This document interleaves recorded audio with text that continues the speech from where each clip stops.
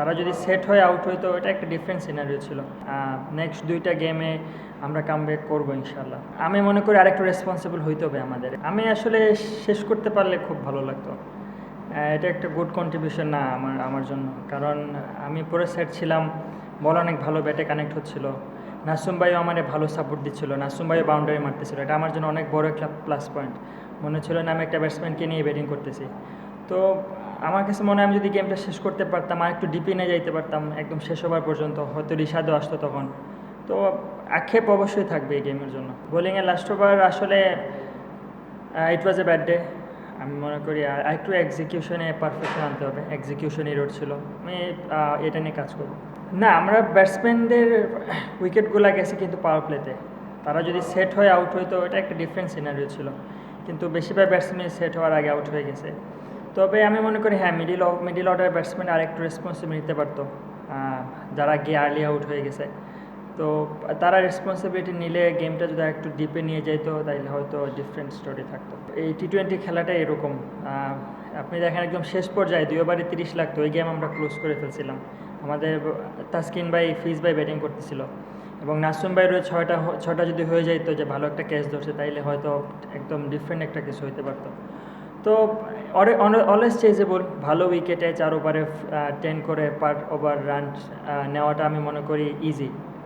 এবং এটাই world cricket অনেক বেশি হয়ে আসতেছে, বিশেষ করে এরকম ভালো উইকেটে যেখানে ডিও আছে, বল অনেক ভালো ব্যাটে আসতেছে। সো এগুলো আসলে রিচেবল। আমরা একদম শুরু থেকেই প্রিপেয়ার ছিলাম, আমাদের একটা কনফিডেন্স ছিল যে না, আমরা ভালো করে আসতেছিলাম T20-তে। সো আজকে আমরা হেরে গেছি, ইট ওয়াজ এ ব্যাড ডে। নেক্সট 2টা গেমে আমরা কামব্যাক করবো ইনশাল্লাহ। এখানে আর কোনো ব্যাকফুটে যাওয়ার চান্স নাই, কারণ আরেকটা গেম হেরে গেলে আমরা সিরিজ হেরে যাব।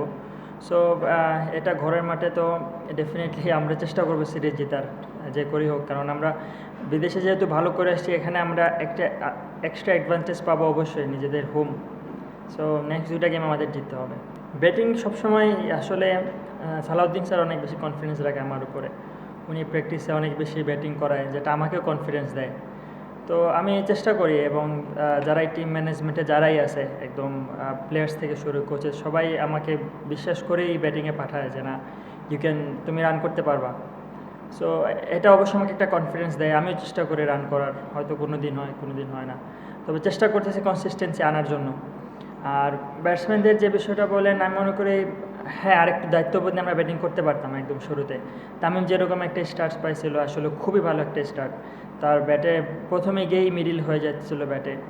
বাকি ব্যাটসম্যানদের আসলে অনেকেই সেট হওয়ার আগে আউট হয়ে গেছে, তো তাদের বিষয়ে বলার কিছু নেই। বাট মিডিল অর্ডার নিয়ে আমি অবশ্যই কনসার্ন। তারা যদি আরেকটু ডিপ করতো, খেলাটা ডিপ করার অপশন ছিল, কারণ তখন ফিল্ড ওপেন হয়ে গেছিলো, চাইলেই এক এক করে করে আমরা খেলাটা ডিপে নিয়ে যেতে পারতাম। আমি মনে করি আরেকটু রেসপন্সিবল হইতে হবে আমাদের, এখানে আর কোনো অপশন নেই, রেসপন্সিবিলিটি নিয়েই ব্যাটিং করতে হবে।